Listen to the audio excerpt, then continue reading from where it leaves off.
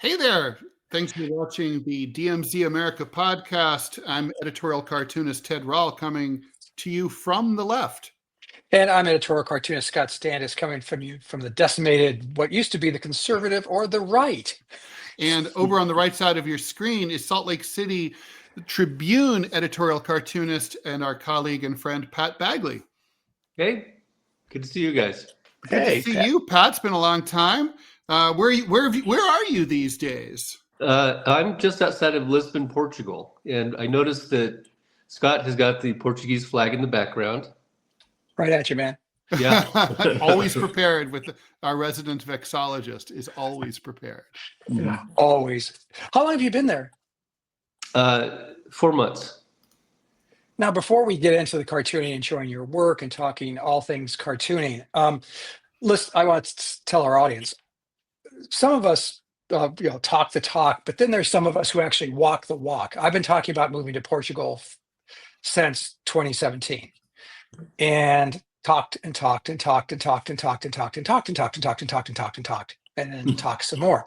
Pat actually has done it. Now, you visited Portugal a number of times and you were having the same thoughts in 2017, correct? That's what motivated you to move. Oh yeah, it was actually on election eve, 2016, that I originally thought Spain because they speak Spanish, but then I eventually thought, well, what's wrong with Portugal? I would like to see the sun set over the ocean in the west, and Portugal's right there. So I started to visit with my wife, and we loved it. And now, so is moving there, I mean, being an expat, there's so many questions I have, but just moving there, just technically, is it hard to move? I mean, because you were living in Salt Lake City, which is probably one of my favorite American cities, by the way. I love Salt Lake. It's a great place, yeah. So that must have been difficult because you weren't born there, but you were actually you were raised in Oceanside, California. I did not know your dad was the mayor of Oceanside. Yeah. Mm-hmm. Wow. Was that good or bad for you when you were? No, it was good because we always had the news on all the time, and there were at least 2 or 3 newspapers in the house. Dad was always reading. He was a good role model that way. So I got my politics by osmosis. I just kind of absorbed it. I remember bugging him one day about political cartoons and having to make him explain, what that meant, what that was all about. And he would go, those guys. Then he would explain the cartoon. Sounds like every editor I ever worked for. But Pat, what about the logistics, right? Were you a Portuguese or European? Did you have an EU passport or access to an EU passport before you moved? How did it work? I mean, and of course I want to work backwards as to your motivation, like why you decided to do it. But just logistically following up on Scott, like, for someone who wants to do this, how did they do it? So if you hear about the golden visa, don't bother with that because they've eliminated it, and it was a bad idea to begin with. It was catering to the rich, and people still think it's in there, but it's not part of the equation. Well, that's for people coming to the U.S. Yeah. No, that's going there, moving there. Yeah, I mean, actually, Trump borrowed the idea from what we had here. Okay, Italy, Spain, Portugal, they had this golden visa to attract people with money here. And then it turned out to be a real disaster. And so they've eliminated it. There's no more golden visa. Okay. And so I had to get a what's called a D7 visa, which is a passive income visa. So I'm getting Social Security. I'm still getting payments for my cartoons, but that's coming from the U.S. I'm not making any money here in Portugal.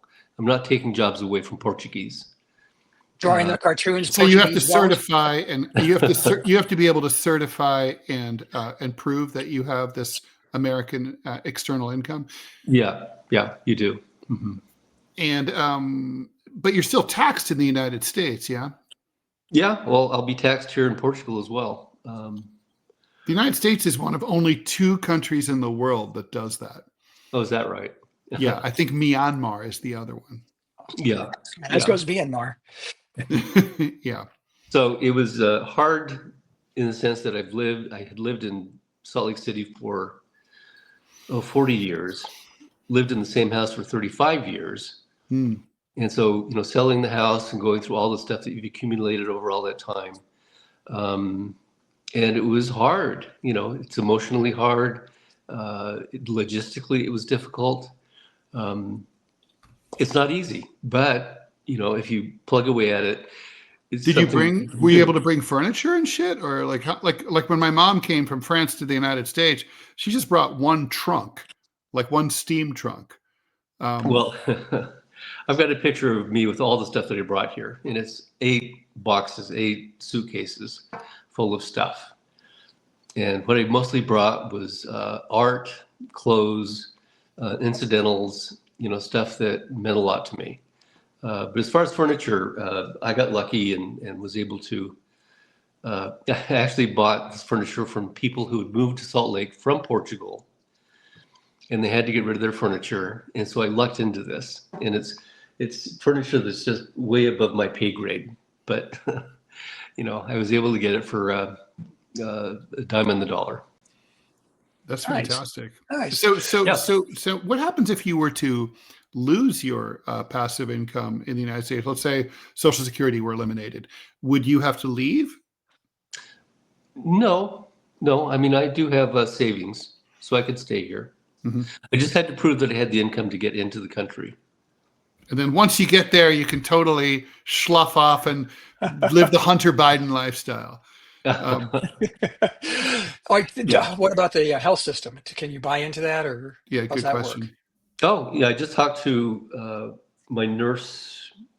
I don't know. I bought into the system where they speak English and they guide you through the health system here, and they will set up appointments with doctors and dentists, and they'll take care of all of that. But I was here on one of my vacation, one of my visits, and I came down with norovirus. And I was in the bathroom, and if you know norovirus, it just hits like a freight train. And so I went in to shower, and I went from thinking about what I'm going to do for lunch to lying on the floor of the bathroom. Whoa. Passed that out. Is the Hunter Biden lifestyle. So the hospital, over my objection, called the paramedics. And so I was taken to the hospital in an ambulance. We get there, they do the EKG. I was given 4 sessions of x-rays, 2 MRIs. They kept me overnight for observation. And all this other stuff, incidental stuff that they did for me. And I thought, this is going to bankrupt me. And I asked the doctor, as I'm being discharged, how do I pay for this? And she said, I don't know, we're a socialist medical community. Then I got a bill 3 or 4 months later from the government, and the whole thing was €350, which is, I'm happy to pay that. Yeah, not a problem. And the medical care was top notch. The amenities were bare bones. The waiting room is not like a Marriott, but the people who treat you are very well qualified. Let me send you to an ER in New York City, Pat. So, what about the language? I mean, Portuguese is, I assume you don't speak Portuguese. You said you spoke Spanish. So I speak Spanish, which helps, but Portuguese is not Spanish. Right. And so I've been learning Portuguese. And sometimes it's frustrating because it's hard. But, I can get by. I can hold my own in a discussion. But I'm still learning every day. So going back to what Ted was alluding to, too, your motivation to move there. Can you tell us a little bit about that, please? Oh, well, like I say, it was the night of the 2016 election, and it was complete disaster. And I remember probably getting a little drunk, but standing in my kitchen and thinking, Spain, I can't stay here with Trump. This sounds like, what exactly were you worried about or concerned about or upset about or whatever? Oh, with Trump? Yeah. Well, he's an idiot. He's malignant. He's a fascist, and he's one of the worst people on two legs on the planet. And it's been borne out with almost all of his actions. But I just knew that it was bad for the United States. I had some hope in 2020 when Biden won, but they just ramped up the pressure. And I happened to be here in Portugal during the last election, 2024. And my Portuguese friends texted me and they said, we just have no words. We're so sorry. Portugal experienced fascism. Right. There was Salazar, the dictator, who was in power from 1930 to 1974. Mm-hmm. So they know fascism, and they're done with it. They've had it. So, I mean, is this a matter? Were you personally concerned that you would be impacted, or your ability to do your work would be impacted, or was it more like sort of like the country is going to go to hell and I just don't want to be part of it? Or was it like I'm voting with my feet and I'm expressing my disapproval? Or is it something else, or a combination of those? I mean, people say they're going to leave when a president is elected who they don't like. Alec Baldwin keeps doing it, but most people don't. People do. I mean, you're not alone. Other people have left, but and a guy in my apartment building left after this election. But what were you, what were you thinking? It's one thing to be like I was really pissed off when George W. Bush became president, but I didn't, but I didn't think I need to leave, or something bad could happen to me, or you know what I mean? Like, it just didn't cross my mind. So what was your thought process there? I mean, we all get people who are unhappy with our cartoons, For sure. But the level of threat that I felt from people writing to me and saying things like, you just wait till we get in power, we're coming after you. They know enough not to make a direct death threat, but they let me know that they had guns and that they weren't happy with me, and calling me a Marxist and a communist, and so they felt perfectly justified in their own mind to somehow stop what I do. And as the years went on from 2016, it just got worse. And so by the time that I finally moved here, I was concerned about my personal safety. That was my question. Do you think it's worse in Utah than maybe in another state? Well, there's a thing called Utah Nice, where everybody's really nice in Utah, very pleasant. But that's also where Charlie Kirk was killed. And because everybody has guns. And the thing about the Kirk killing is they tried to make it political. But the kid who shot him was brought up in a culture where they heard that you have guns to take down tyranny. So guns have been a part of the culture, and it's a legitimate use of speech, I guess, if you don't agree with somebody. And so, again, I wasn't directly threatened, but it just takes one, and there are more guns in Utah than there are people. Yeah, that just happened. Actually, nationally, we just passed that. I'm not sure if you guys know this. It's a news story the last few days. More guns in the U.S. than people. Yeah, I thought that happened a long time ago. I had heard that at one time there were 8 guns for every man, woman, and child in the United States. Apparently, according to the stories that floated, I don't know. But you can't trust the press. Jesus, come on. I don't go around counting them. I don't know. I have no idea. So Pat, let me ask you a tough question, and then we'll start looking at some not a mean question, a tough question. We'll look at some of your cartoons for this week. What and some of Scott's as well. Is it hard? Like I did cartoons for the LA Times when I didn't live in LA, and I did cartoons for other cities not living there, and I always felt like it was a little hard to not feel as connected to the place where I was drawing about, as if you live there, obviously you can coast on the fumes. You went to Brigham Young. You're a Salt Lake dude through and through. You can coast on this for a long time, maybe the rest of your life. But I'm just wondering, do you feel at all disconnected from Salt Lake City, drawing cartoons from the other side of the Atlantic Ocean? No, that's one of the funny things. I thought I would, but I'm still in contact with my friends. I mean, the wonder of modern technology. Yeah. I still talk to the people at the Salt Lake Tribune regularly. Were they upset?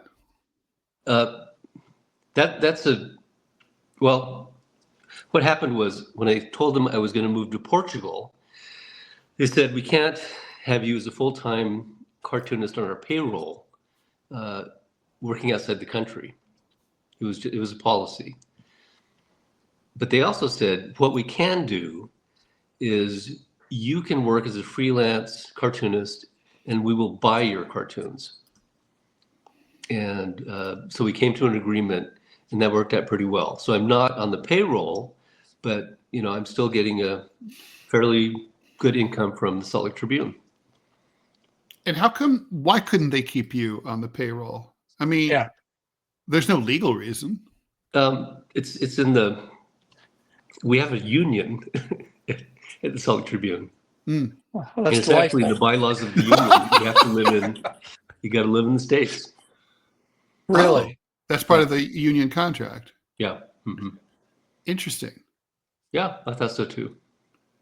So you feel like with the internet and everything, I mean, hell, you can listen to Salt Lake City radio online, right? I mean, I do. I mean, I listen to the NPR station, the local one, all the time. So it feels easy to stay connected. When did you make the move? I actually flew out here July 4th. Okay, so you haven't been back since then. That was your Independence Day. Yeah. Mm-hmm. And all right. Well, so shall we look at some Pat Bagley cartoons? I pulled some up from this week. I don't think there's any. So I will warn you, Pat, that this interface is quirky, as Scott knows. So hopefully this will work out okay. Okay. That's it. Here we go. Cool. Okay, so this is a local cartoon, and the Salt Lake County Commission decided that they were going to close some daycare centers to save money, right? And people got pretty upset about that. And the Salt Lake County Council is overwhelmingly Republican. And they want you to go out and have a lot of kids, but they don't want to make it easy. And anybody who's got kids knows that it's expensive. And so this is a kind of inside baseball cartoon. Oh, I love it. It's also, I mean, it's true, and that's where arguments for people who support pro-life. Well, you got to be pro-life after the person comes out of the womb as well as prior. And it just seems that the politicians are like, once you're in this world, you're on your own. Get your little baby bootstraps and pull them up. Well, you've heard the old joke that life begins at conception but ends at birth.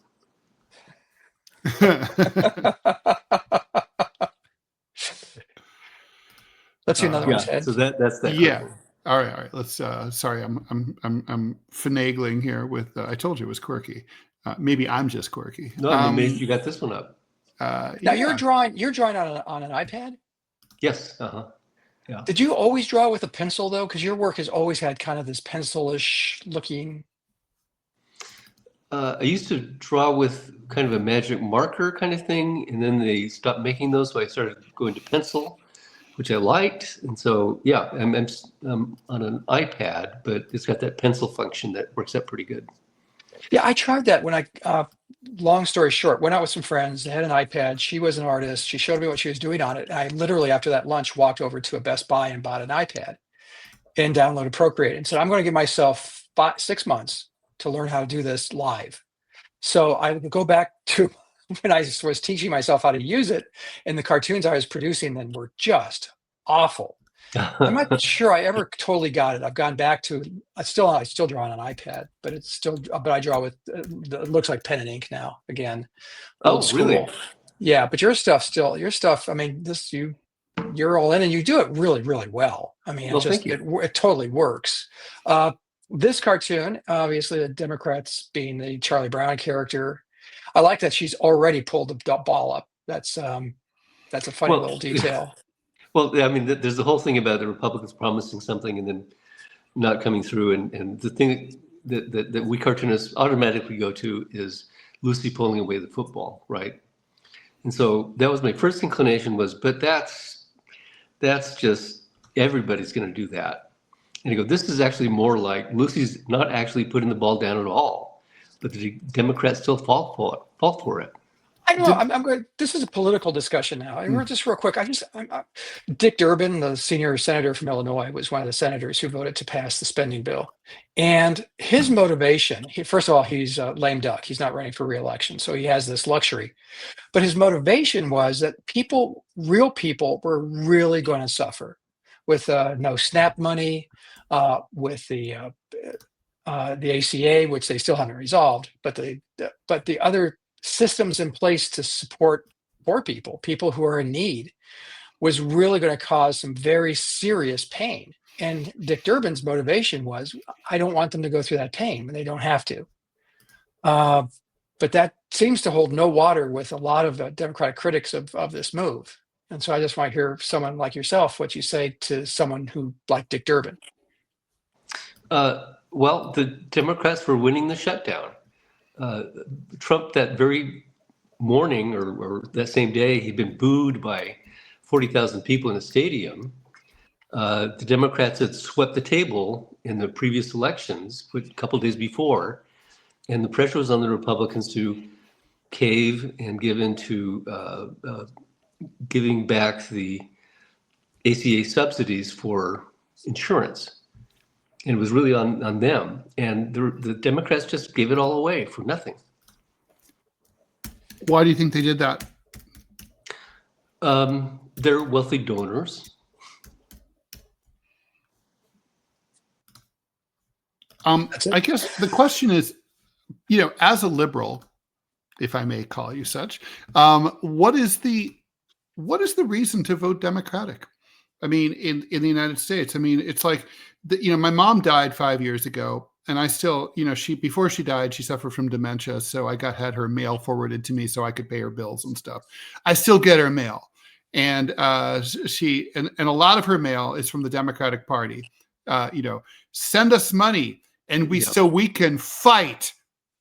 Red ink, drop shadow, Gothic lettering, fight the Republicans. And I'm like, you guys never fight, ever. And I guess I was like Jon Stewart, really surprised this time, because first of all, they, like you said, Pat, they were winning. This is like the Allies arriving in the bunker in Berlin in 1945 and surrendering to Hitler. I mean, it's like they were winning. The polls showed they were winning. It's quantifiable, and they just crapped it up. I mean, it's like the Democrats are trying to spin this now, saying, "Well, this is a win. We raised the issue." Yeah. Oh, you raised the issue, and it's kind of like, vote for us. And I mean, it's kind of like, well, I mean, I'm sorry. So the thing is, the ACA is the only significant Democratic legislative achievement of the last half century. And why on earth would you give that up? Because this will destroy the ACA. If the whole thing's going to collapse next year. It was barely hanging on by a thread, right? And it's going to drag the private insurance company system down with it to some extent too. I'm looking at it. I'm like, I think Luigi had the right idea. He was fighting. But Democrats, when they say, like, why should anyone vote for them? They don't do anything, even when they can win. I mean, would you still vote Democratic after this fiasco? Yeah, because Why? all the other options are worse. What's the difference? You get the same result no matter what. America's tried third parties. What we need is for progressives, real liberals, real Democrats to take back the Democratic Party. Centrism is not working. And, this is not a normal time in our politics. And there are a lot of Democrats who realize that. AOC, Bernie Sanders has always been, pretty aware of all this. So there are people out there that you can vote for that will push the agenda forward, that will fight. And if you live in Vermont or Queens. Well, it was only 8. And by the way, we did vote for senators. Bernie Sanders, and the DNC didn't let us have him. True. But there were only 8 Democratic senators. And by and large, the Democratic Party was standing firm. Again, we all know Mitch McConnell switched, secretly told those 8 that they had permission not to go along. Yeah. The Democrats Mitch choked. McConnell, wait. Mitch McConnell's the Republican. Not Mitch McConnell. Chuck Schumer. Okay. Yeah. Sorry. I apologize. I apologize that, but yeah, I don't want to impugn Mitch McConnell with that level of perfidy. Heavens, no. But I mean, they had permission, right? I mean, my impression is that they choked because of they were worried that they were going to take the heat for the shutdown in the aviation system as the holiday arrived, even though there was no sign that they were going to be blamed. Well, but there you go, because every single one of the Democratic senators who voted to end the shutdown were getting money from the airline industry. So they were getting pressure, not from the constituency, but from the people who own them. Right. So again, since the Democrats are owned by major transnational corporations, you get vote Democrat or Republican, you get Republican policies regardless. Right? Am I missing something? Every single Republican I know is on the take. They're all part of, taking money from big business, and there's no hope for the Republican Party. There is hope for the Democratic Party in that there are people who care about the American people, who really do care about healthcare, who care about affordability, who really want to do good things. And you don't find that with Republicans. Scott, care to chime in on that? Well, I'm sorry. I worked in Illinois for a decade and still draw for the Tribune, and I'm sorry. That's not exclusive to the Republican Party, pal. I'm sorry. That's both sides have their hands out and are making bank from this stuff. I mean, Nancy Pelosi, who I understand was a high-ranking Democrat, I could be wrong, but made $8 million a year as Speaker of the House. Now, again, I looked it up, and that's not the base salary. The fact is, but she was independently wealthy before she ran, and became considerably more wealthy afterwards. There are a whole list of Congress people Democrats and Republicans, who make scads of money from insider trading is insane. I mean, Marjorie Taylor Greene, obviously not a Democrat, but she made $4.5 million last year. I mean, really? I'm just saying that this is, you talk about gerrymandering or you talk about corruption, and the Republicans don't have a corner on that. Believe me. No, they absolutely don't. But if you want to find any people who really care about government service, who care about actually serving the nation, I think it's overwhelmingly still in the Democratic Party. Like you say, it's not perfect. And there's plenty of corruption within the Democratic Party, but I don't know where else you go.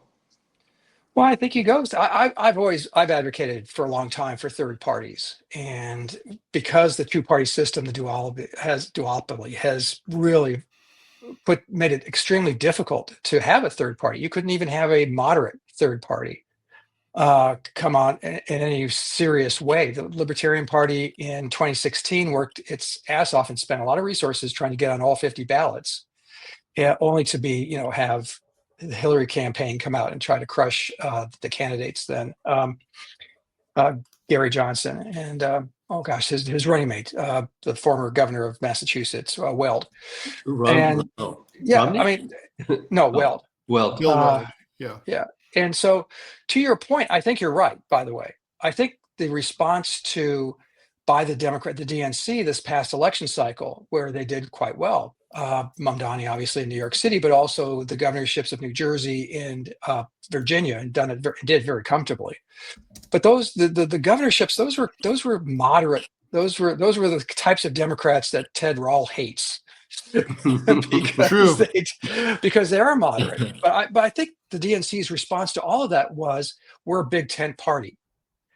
And now, this will be no surprise to everybody, I've said this before, old man alert. The Democratic Party used to have George Wallace, Lester Maddox, but it also had George McGovern. You could have a party that spanned those two ideas, and there's a full-throated debate within those parties. Republicans, believe it or not, I have a button from the 1988 Republican convention that reads "Republicans for Choice." Yeah. No, yeah. So, I mean, Romney's father, George Romney, was a Republican. There was Hatfield, who was a liberal Republican. There were lots of liberal Republicans back in the day, but it's not our father's Republican Party anymore. so do you think that by smearing, say calling the Democratic Party socialist, and so does that have any traction anymore? I mean, again, a couple of old guys, trio of old guys here, but I remember some of the failures of European socialism, but I don't think that has the legs that it used to. Well, I hope it doesn't, because I was censured by the entire congressional delegation of Utah. Woot. And they called me Marxist, they called me socialist, and and it's scare words, scare terms. Are you? No, I'm serious. I mean, because are you now, or have you ever been? You didn't like that. I'm just asking, because Ted's a registered voter in France, and he votes communist. So that's true. Okay. Yeah, I mean, that's a legitimate party in Europe. They don't do very well, but most mainstream parties here are called socialist. So I would say that my politics most resemble George Orwell. And George Orwell was a democratic socialist till the day he died. And he wrote Animal Farm, 1984. It doesn't mean there in the United States what it means here. Like I say, most ruling parties here are probably socialist. And that just means that they care about people to the extent that they won't let rich oligarchs rip them off. In Portugal, they actually have workers' rights, which is just amazing. Imagine. Okay, let me turn on the light here. That'll ruin everything. But an article that just came out today in the Portugal newspapers mentioned that the Portuguese labor force is some of the worst paid labor force in Europe. So just want to throw that out as a thing. Yeah, I mean, for forever, Portugal has been one of the poorest country in Western Europe. But actually, it is advancing. It's doing pretty well right now. Still, they have problems keeping the young people here because of the low pay. Let's talk about this one. And and while we're looking at your cartoons, Pat, can you talk a little bit about your you're a member of the Church of Latter-day Saints, yeah? And I'm retired, but okay, you were. I guess I'm still on the books. Are you still a believer? No. Okay. Well, I mean, so like Steve Benson, our colleague from the Arizona Republic, died recently. He was famously had broken away from the Mormon Church. But I mean, that's you grew up in Utah. You went to college in Utah. You spent many, many years there. How does that inform your work in terms of in general? Oh, so I've got the inside track on what's going on in Utah. The reason that I was the longest continuously employed cartoonist in America for the same newspaper for almost 45 years was because I had the pulse of Utah. I did the mission. I was a member growing up. I studied the history. I knew all about it. So that helped inform me about Utah and its politics and its people and its culture. and I'm still kind of skating on that. No, I mean, I can see that. You know, as you know, in our profession in the 80s and 90s, there was a long period where staff cartoonists sort of jumped around like a CEO from one Fortune 500 company to the next, and just would parachute into, you know, Lansing or whatever, and just like, okay, well, I live in Lansing now, and but you know, that's different from someone who has intimate, long-standing roots in a community. This cartoon, is this, I mean, is this the one that the Utah delegation decided to castigate you and call you names? Oh, yeah. And it was the guy in the center who said, you know, he's actually not taking money during the shutdown. And so the thing is, between the time that I did the cartoon and it was published, the Tribune didn't really carry that article about, you know, these people refusing to be paid. So I missed it. This is a matter of timing. Oh man. So, but I do have to say, I went back and I looked at the article in the Deseret News, our rival, that talked about this, and actually they were being paid. They just weren't cashing the checks. Oh God. Which is which is not the same position that reminds me of like were in. When the NSA denied the Snowden allegations. They said, well, you know, we don't actually listen to all of the phone calls. We just collect them. Yeah, that's not chilling at all. So in other words, we don't, we, you know, I mean, I don't look at the photos I've taken of your wife taking a shower. I just have them. Mm-hmm. It's kind of insane. So how, you know, what is how is it working for the Tribune? Have they been, I mean, they must get pressure. Oh, they do. About you in Salt Lake City. I mean, you know, how supportive are they? Oh, they're very supportive. There was a cartoon I did not too long ago where I put the headline of the cartoon that I put. It wasn't in the cartoon, but the headline I used was the Hole in the Head Gang, which is referring to the Hole in the Wall Gang, which is Butch Cassidy and Sundance Kid, and they had that gang in Utah. It was the Hole in the Wall Gang. And so I called them the Hole in the Head Gang, and it became this huge, just fuckery, where the right took that to mean that I was suggesting that they should be assassinated, right? Because, you know, hole in the head, which to me means if you have a hole, they were doing this. Okay. When I say ridiculous. You have to get a hole in the head, it means you're useless, right? You're kind of dumb. Yeah. Of course. So talk to us about this cartoon. Oh, this just came out today. So this is the lie that the conservatives have been telling for decades, is that people are going to come and take your guns. You know, they're going to show up on your doorstep and they're going to demand your guns. If you vote for a Democrat, this is what's going to happen. And this has been going on since the 70s, right? And nobody ever showed up to take their guns. And if you look at the logistics of trying to take away people's guns, we couldn't do it, right? We don't have enough people to go out and sweep the country to take people's guns. And then the next panel is the same people, you know, the same level of threat, but it's actually happening. You know, they're actually coming to grab people, to kidnap people and take them away. And these are the jackbooted thugs that they've been telling us about forever. Yeah, that's for, well, to be fair, you know, they do, you know, ICE, for instance, is adamant about following due process, for instance. Oh, wait. They believe in constitutional right. Oh, shit.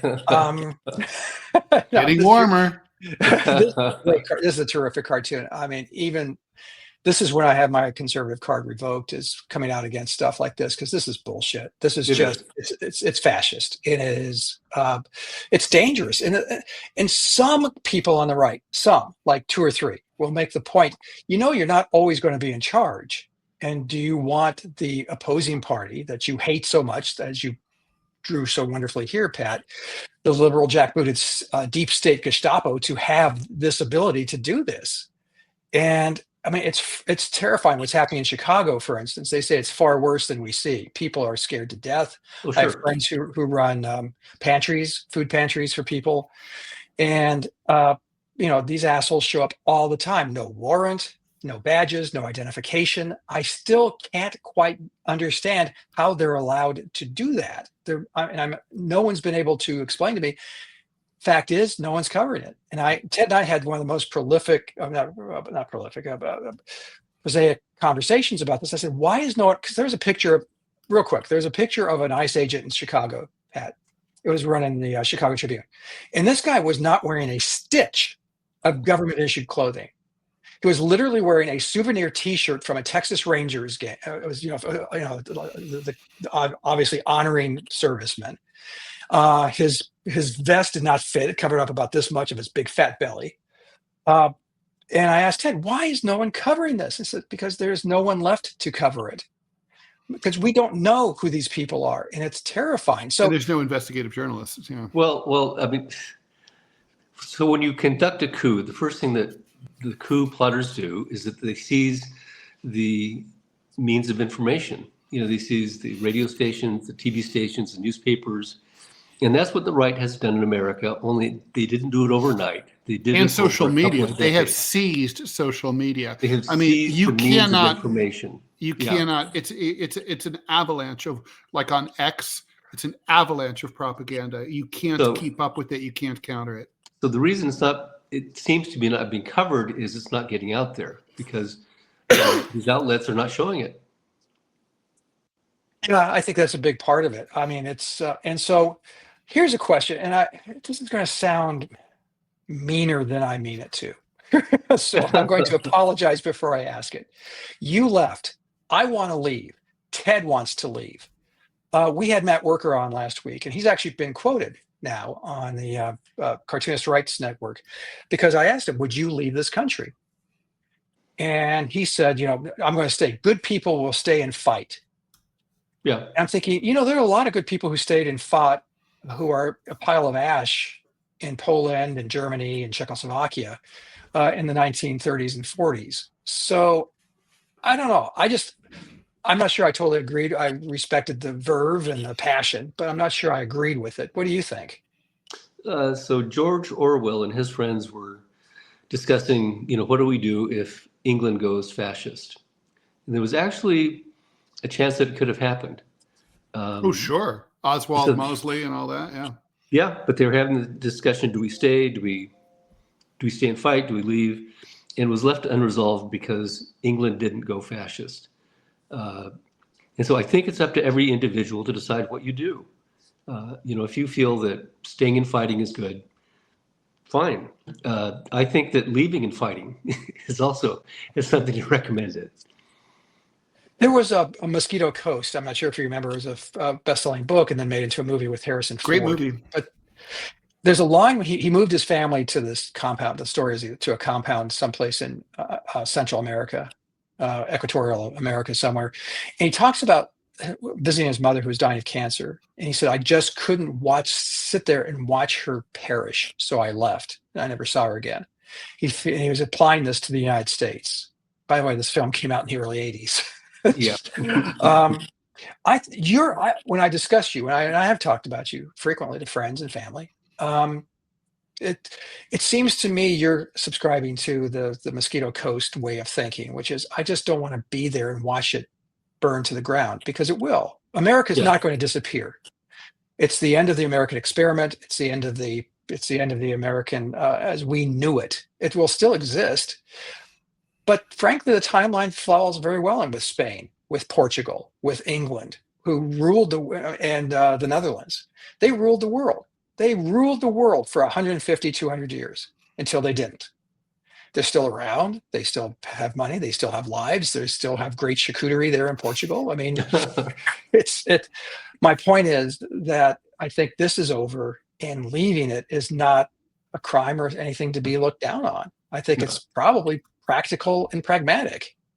Well, you can't. No one can lead a revolution by themselves. I mean, you brought up the example of the rise of fascism in the 1930s, Scott, and the thing is that you can't, without an organized resistance movement, without a grassroots, broad-based, militant left-wing movement, you can't oppose fascism. We don't have those structures in the United States. We don't even have, the small socialist party that used to exist in this country 100 years ago. We have there is no left at all in the US, and there's therefore no means for an individual to join an organization where they could, find some strength in numbers, because there are no numbers, and the Democratic Party does not count. So when I talk to my friends here and cartoonist friends in Europe, and I've been to some cartoon festivals where we're talking about politics, and they've told me, they said, you don't have a left in America. Correct. It doesn't exist. They're right. I'm right. Yeah. You don't argue with them, I hope. No, I said, well, you're right. Yeah, and it's fucking bizarre, because we're the only modern Western country that doesn't. I know. Well, money has a lot to do with it. Money is captured. Money exists in other countries. They have money in France. Well, just talking about Portugal is that people are better educated about this kind of stuff, and it's still a scandal when people cheat, when people take money. I remember. It was just in the last 6-8 months. There was a Portuguese prime minister, I think, who was caught up in some scandal. And I go, oh, let me see. This is going to be good. And I read it and I go, for that? That's nothing. That reminds me of when I worked at the Grand Rapids Press for a little over a year. And when I got there, it was just like everyone was squeaky clean. I mean, that was just the whole point of living in Western Michigan, was that, the mayor, it was really, really hard to draw about local issues, because, he wasn't a scumbag, and he wasn't, taking money from anybody. Damn it. Yeah. I mean, I always think of Tocqueville, right? For democracy to succeed, you have to have a well-educated, well-informed electorate. Mm-hmm. No, we're fucked. That's the main reason that we're fucked. You're right. Because we're stupid? No, yeah. Uninformed. Ill-informed. Ill-informed, same thing. Yeah. Willfully ignorant. Also. Oh, we have that one. I told you this thing was. Oh, sure. Blame the system, Ted. Always blame the system. Always blame the system. Yeah, there's nothing else to blame. Oh. When you do I love this cartoon. I saw this the other day. This is fantastic. Let me get when you do a cartoon, we have personal favorites. We go, I like that one. So this one, your personal favorites? Amazing numbers come from. And I've been depicting Trump ever since this last election as speaking out of his ass. And so he's lying. All these numbers that he throws up about the economy are just lies. And if you go back and you look at the Trump economy, was that? Yeah, it works. No one calls him out. No one cares. The fact checking thing is a bust. No one cares. They give him a MacGuffin because of the COVID thing for his last term, right? But if you strip that out and you look at how the economy was doing with Trump before COVID, it's still worse than the Biden economy and the Obama economy. I mean, by any kind of measure, it was not terribly bad, but it wasn't as good as Obama or under Biden. And you wouldn't know that from the way that Republicans talk. Democrats generally have much better economies than Republicans do. And I guess Republicans could argue that the Democrats inherit them from the Republicans. I would argue with that. But let's look at a couple of Scots, and then we'll get to mine. Oh, do we have to? Yeah, the worst ones. All right, here's one of these. This is a very local. I mean, not local. This was for Smirkonish, and so yeah, just and people were starting to blame the Republicans, because here's the thing, folks: if you run the House, you run the Senate, you run the White House, you're technically empirically, undeniably in charge. Yeah. And the American people see that. And that's what this cartoon was all about.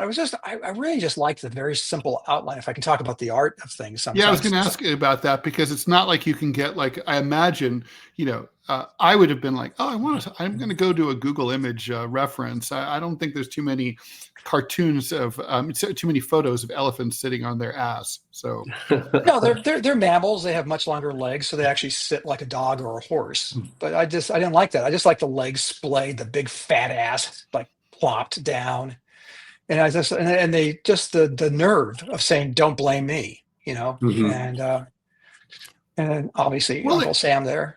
I mean, they could obviously argue that the Democrats are the ones who refuse to pass a clean continuing resolution. But, the fact is the polls are the polls, right? I mean, the American people, their analysis was, Republicans control all three branches of government. You guys control everything. So therefore, everything that goes wrong is your fault. Yeah.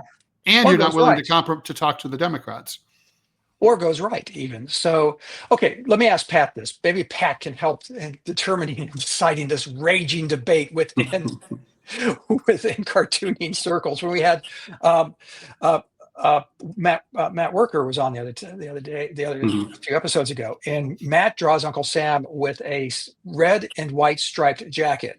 I draw him in a blue jacket with a red and white striped vest and pants. Pat, where do you come down on the Uncle Sam jacket debate? Well, this is like drawing Santa Claus, right? I mean, is he bald? Does he have a lot of hair?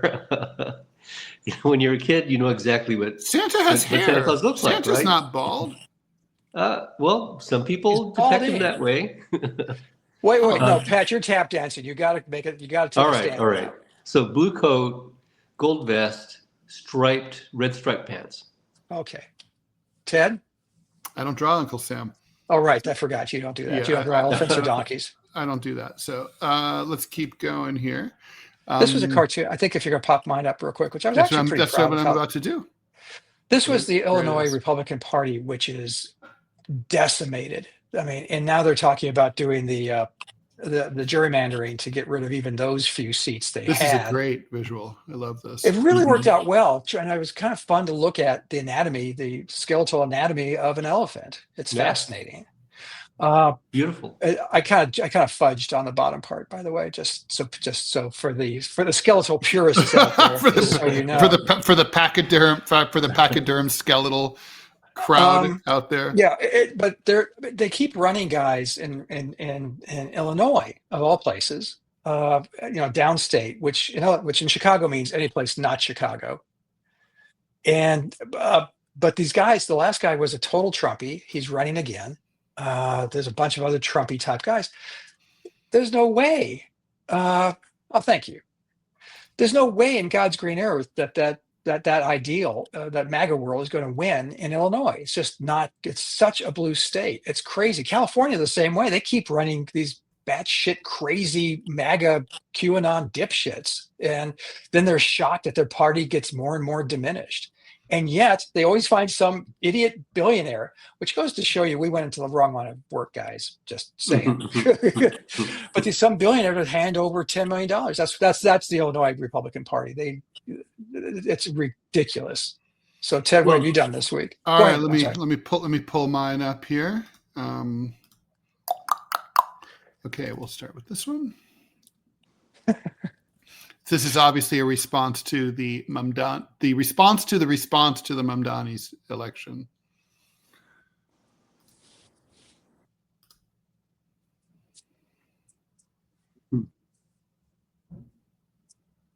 Insanely, I love that. Insanely conservative Democrat loses. I mean, this is their, if you look at the op-ed page of the New York Times or the Washington Post and you look at these corporate Democrat columnists, this is their shtick. I mean, or, you watch them on MSNBC, they say the same thing no matter what happens. So that was my, and it's just like, well, at a certain point, why is anyone taking you seriously? Here's the thing is, so this was about the retribution. Much has been made of Trump Scott and I kind of talked about this, like, are we on the list? I guess, Pat, you thought you might be on a list. But it was like, at a certain point, it's kind of like, it's that I like to go, I do like to come at issues from the side sometimes. And it's sort of like, so, if, instead of being like, it's awful, he's out to get revenge on everyone, it's like, well, but do you really matter if he's not out to get you? Yeah. But, there are people who will act on his behalf. Well, that's Scott. You've been saying that's been my point for years. Is that I agree with you, Pat. That he'll come to Alabama and say, this Stantis guy, not a great guy, very mean to me, very mean. I can't do anything, but if someone did something to him, yeah. And then at 3 a.m, you get a knock on the door. That's my fear. It's not going to be the organized Gestapo. It's not going to be the brown shirts like Hitler had. And they will come at you. They don't kill you first. What they will do is to try to shut you up. Yeah. And they do that by threatening legal action. They will threaten, and I've been threatened a couple of times to be taken to court, because of a cartoon. And they think that the threat will stop you. And if that doesn't work, then they're going to ratchet it up, right? But they want the whole point is to make you stop. The whole point is to shut you up. I got sued by Blockbuster Video over a cartoon. Did you really? It dates the story. Yeah, they wanted $15 million, and so it was kind of great. I was worried. You got to tell us the cartoon, Ted. Well, no, you didn't turn back in the videos. So right? You didn't rewind. The son of a bitch never rewound. Be kind, rewind. I completely forget the content of the cartoon, but basically it boiled down to the fact that I had used the phrase right-wing Christian nutcase to describe the CEO of Blockbuster. And under classic libel law is impugning someone's mental health is considered under U.S. case law libel. Anyway, so I was sued. I had I was desperately poor when this cartoon came out. It was 1994. I was living in a squalid walk-up in the slums. I had TV trucks parked outside my apartment. I was scared to death. I couldn't afford a lawyer, so I went to court myself. The judge said, "Okay, so can you guys just step into my chambers?" And so he asks the plaintiff's counsel, who was from Skadden Arps, some white shoe firm, can you tell me how many political cartoonists in the United States have been successfully sued for libel or defamation? And it's like since the Palmer raids, I remember he referred to, and it's like none, Your Honor. And he goes, "That's right. And Mr. Rall's not going to be first. Get out of my courtroom." And it was over in 15 seconds. So sometimes wisdom prevails. I have one more for it to show, and then we can call it. We can let you go back to whatever you guys do in Portugal. Okay, so this obviously was about the shutdown, about Trump cruelly denying the supplemental. I mean, there's money allocated for this express purpose of paying for food stamps /SNAP. And he's like, no, we don't want poor people to have food. The 1 out of 8 Americans who receive these benefits. And then it occurred to me, this is a good opportunity for a fat shaming joke. So it was there's something about the guy. There's something weird about this guy, right? He's preventing fat people from visiting the United States on visas, and doesn't want anyone to eat, but he's fat. Yeah. I mean, no, he's not. He's 215 pounds. That's according to I weigh 215 pounds, and I do not look like Donald Trump. So he looks in the mirror, and he does not see what he looks like. He just has no idea what he looks like. Oh, there's no self-awareness there. But I have to ask you guys, before you put the cartoon down, I am curious because I couldn't get my hands around why the Trump administration was trying to deny the SNAP benefits, because that would lead to hunger in America. That would have starving people, and starving people are many of whom are Republican voters, by the way. Recently been talking about Appalachia, and it was somewhere in the neighborhood of 75%, 70 to 75% of people in Appalachia are on SNAP. Trump got 64% of that vote. Now, what's his motivation to make people starve? I grew up conservative, and I still remember some of this is that they are being painted as people who are lazy. They're just not working hard. If But they it's work, not. I know. Okay, I'm just going to say, because it's a subsidy for Walmart employees in many, many places. Yeah. So so you think that's what motivated is just Trump, the old line, conservative, fuck the poor, they're lazy, they don't deserve anything. Yeah, I mean, he's appealing to people who are still pissed about the '60s. Women's rights, all the rest of it. Civil rights. So Welfare queens. So would you recommend that? Would you say the water's fine? Come on over to Europe. Yes, I kick the dirt of the United States off your shoes and your drafting table and come to Portugal. It's not perfect here, and there's bureaucracy you have to deal with, but they still treasure free speech and free expression. There's a friend of mine here in Portugal who was sued that was a police union, and she'd done this cartoon about police, and she was being sued, and it just got tossed out of court last week. Probably like you, Ted, where they looked at it and they go, no, we're not going to do this. Yeah. But they still do value press freedom. And so, yeah, I'd recommend looking at it. But before you do, look at it really hard. I have French citizenship, so easy, and pretty easy. So your mother was French, right? Mm-hmm. So you could come here? Oh, I have the passport. I can come anywhere. I can go anywhere to Europe. In Europe. So my question is, why are you staying in the U.S.? My kids here. Oh, okay. That kind of thing. Yeah, family's the most difficult thing to work around, and I was able to manage because my wife is an angel. She's perfect. Okay. How did that help you manage ignoring your family? Yes, that's what I want to know. Well, we were both going to come over. If Trump won, we were both going to come over. She got her dream job at the university. And so we had to make this work where I come here and she stays there. But she comes out here every couple of months and stays for a few weeks. So we're trying to make it work that way. And it's not ideal. I wouldn't recommend it for anybody. But we're making it work. Where does she teach? Is that UU? Speech and language pathology. Oh, awesome. But she teaches kids how to speak. I mean, she'll have kids who they just kind of grunt, and that's how they express themselves. And she will give them words. Maybe she should contact the White House and talk to the president. One last question, then we'll let you go, Pat. I'm sorry, but I've been saving this question, and it's simply this: if Trump were gone today, magically, magic wand, he's gone, would you move back to the United States? Trump may be gone, but Trumpism is going to be with us for a long time. Do you think it survives without him?